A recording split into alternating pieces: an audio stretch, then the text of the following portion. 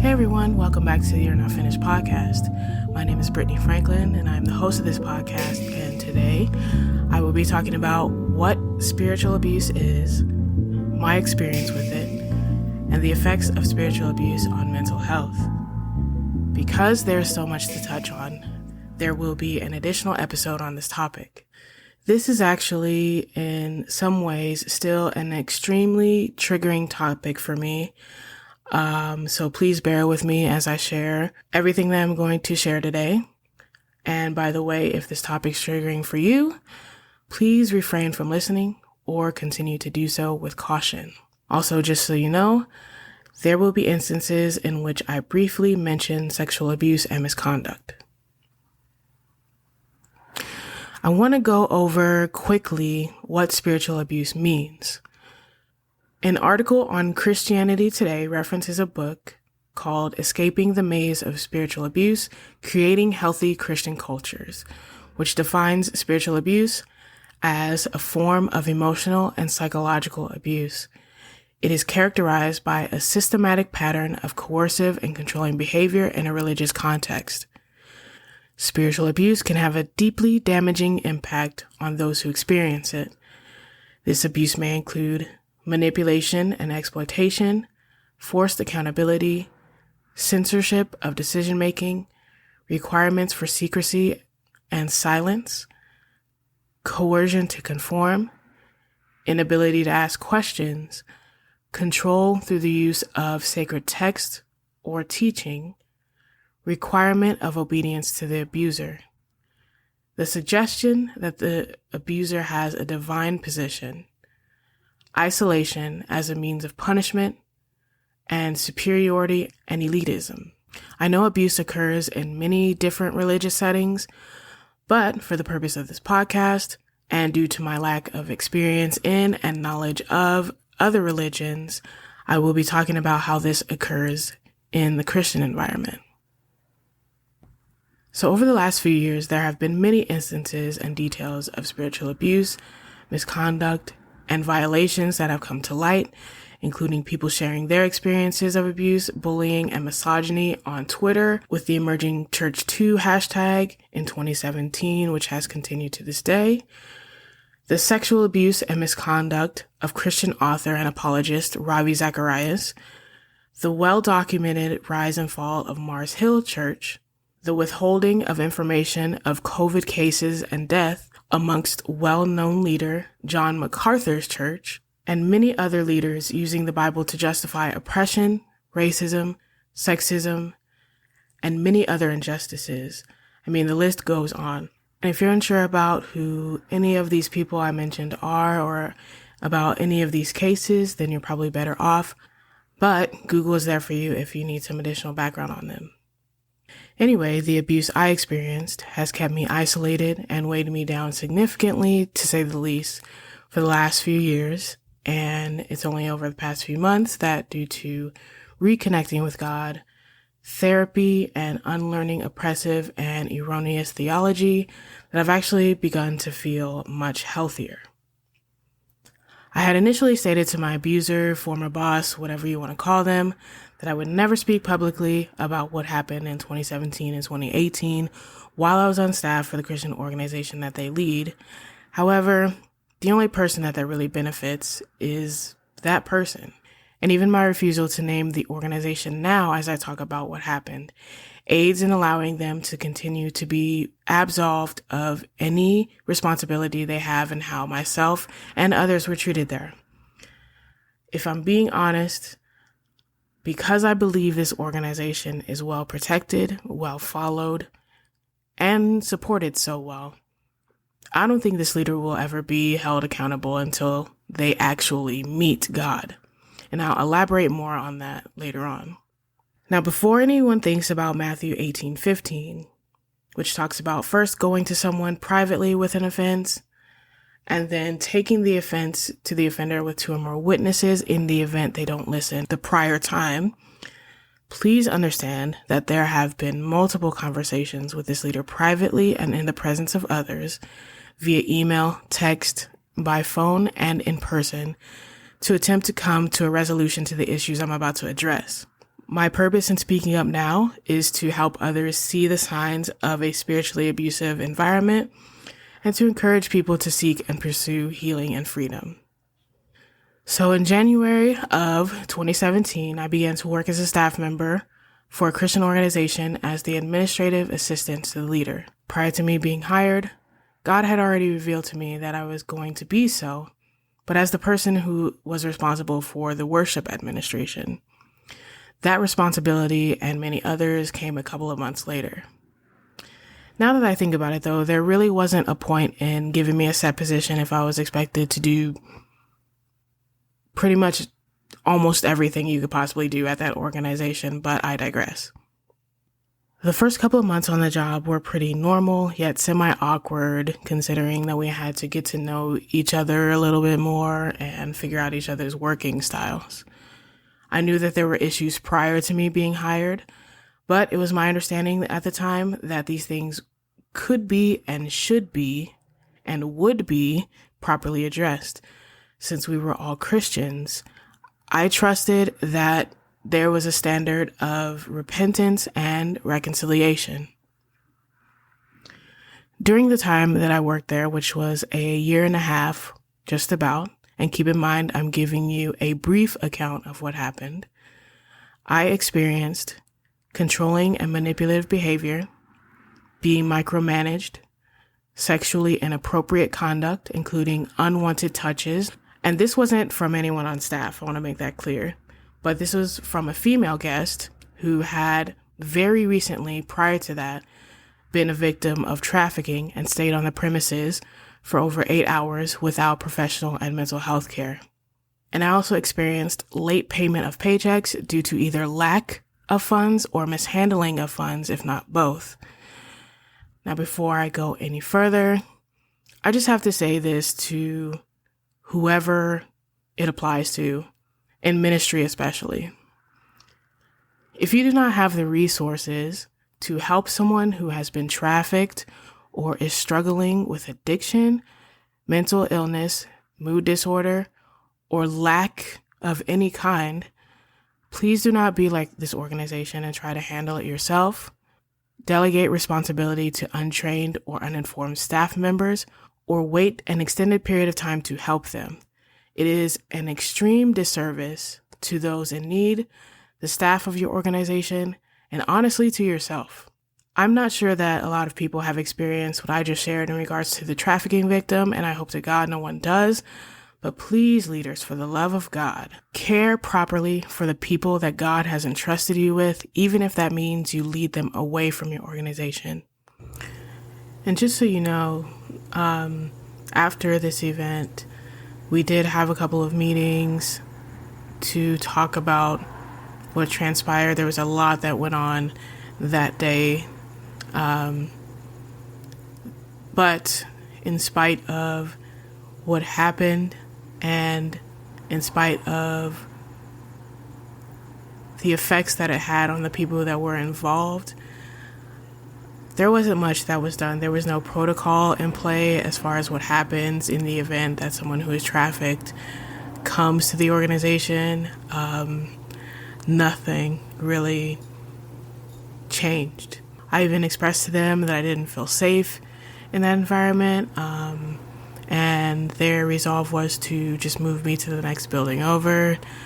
But that didn't last very long because being part of that organization required participation in both buildings. So I couldn't really escape my surroundings, and there were no protections put in place for me or anyone else who could potentially experience that.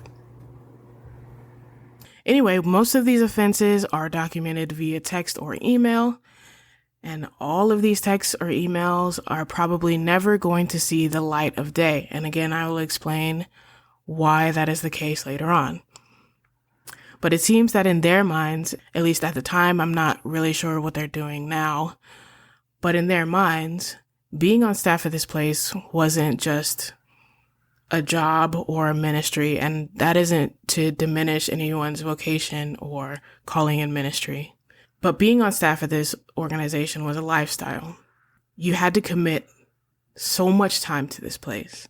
I found myself conforming to a style of worship and prophecy that I wasn't purposed or created to do, and in a few ways is actually erroneous.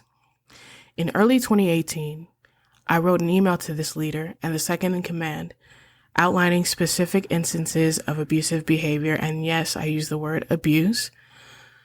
And I stated my desire to either decrease my involvement significantly or resign my position. In an in-person meeting with both leaders following this email, I was convinced to apologize for calling this leader's actions abuse and rescind my resignation. The leader apologized for the way I felt, which we all know is not a real apology, or if you don't know that, you know that now. But let me make that clear. If anyone ever apologizes that you feel a certain way, that is not an apology or taking accountability. Anyway, I finally discontinued all involvement with this organization mid-2018. I had another interaction with this leader via email in 2019, initially in an attempt to meet in person, reconcile, and return to leading worship on weekends for a specific ministry.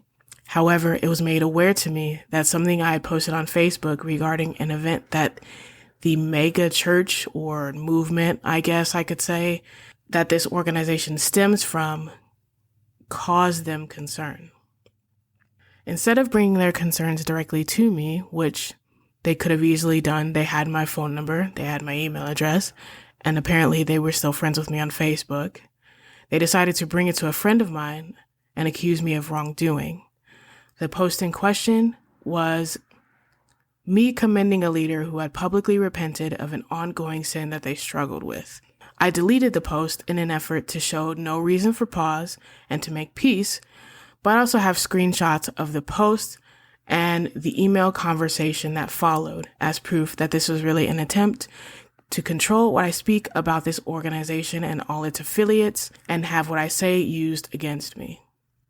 After confronting this leader directly, it was clear to me that this person's leadership style had not changed, and I removed myself from the equation again. All of this might lead you to ask why I'm not going to name this organization or go into further detail about what happened during that time. For starters, there are way too many details and instances to speak about, and I'm still working through the depression, anxiety, and PTSD that have occurred as a result of my experiences there. I don't want to re-traumatize myself or anyone else, and so I'm being very wise about what I express and what I don't. For two, I'm still connected with people who remain involved in this organization in one way or another, which leads me to my third reason. These people who I'm connected to in varying degrees know what happened, yet still remain connected to this organization.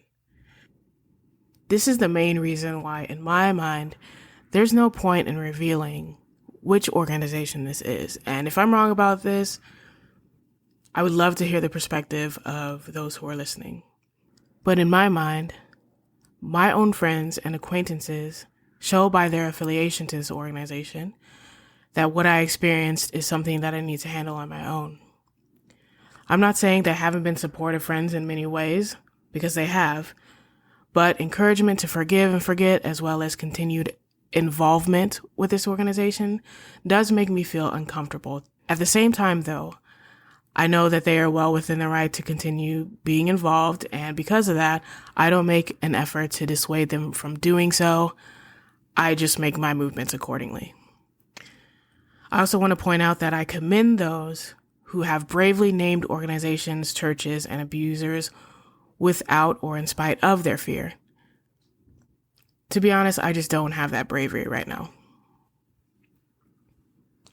Now that I think about it, I think most Christians may just simply not know how to respond to people who have experienced abuse or misconduct in the church due to those actions being justified by the Bible or weird theology that has ruined the foundation of what Christianity is supposed to be.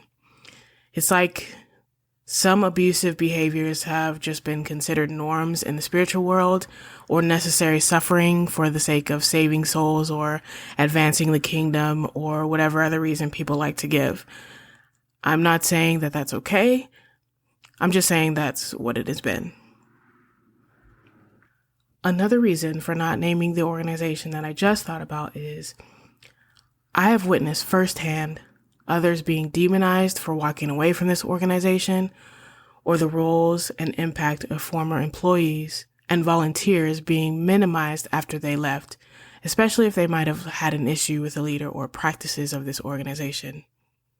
I liken this to the time that I was sexually assaulted, and I'm sure that some of you can resonate with this feeling. But it's the same belief of feeling like you will not be believed because of who people perceive you to be. Because of this, I didn't reveal that I was assaulted until years later either. I think if I would have shared this experience earlier, I would have done so out of anger or deep hurt, and maybe even hoping for revenge. But as weird as this sounds, recalling this experience after having therapy and having a different perspective of it being removed from the situation, I actually feel bad for these leaders in a way. I mean, they were clearly very broken individuals, and in spite of the severity of these actions, I actually don't think that they were being malicious. Now, that doesn't make any of this okay or absolve them from any responsibility. They are still dead wrong. But I just hope that they and the people who enable them get the help and revelation that they need in order to either be a better leader or just remove themselves from leadership altogether, if that's what it takes. You also might ask why or how I'm still a Christian after hearing this brief account of my experience. To that I would say, my belief in God existed and was cemented for the most part before I stepped foot in this organization. Sure, I have doubts and I get angry at God, but I can't deny my experiences of and with Him. Although it could be stronger, I can't deny my belief in His word. I can't attribute the actions of unrepentant or unapologetic people to a God that is perfect. For every abuse at the hands of people that I've experienced, there's healing. And for every lie that I've been told by men and women about what it means to be a Christian, there's God-given truth. And for every instance of oppression, there's justice. I have more hope in that now than I ever have, and I'm not throwing the entire Lord away for anybody. Also, on a practical note, therapy is just great. Okay, I really recommend, please go to therapy if you have the ability to do so, and find the right therapist for you, because that really helps. So on that note, I'm actually going to end things here for today and talk about signs of a spiritually abusive organization and the effects of spiritual abuse on mental health in the next episode. But if you need additional resources for mental health, addiction, and suicide, head over to you'renotfinished.com and click the Get Help section. If you want to share your story or journey as someone with a diagnosed mental health or mood disorder to be shared publicly or anonymously on the YNF website, shoot me an email to you'renotfinished@gmail.com. And make sure to follow me on Twitter at YNFinished and on Instagram at YNFcast to stay up to date on latest episodes and for encouraging content. Thank you so much for listening, and I'll see you again next time. Bye.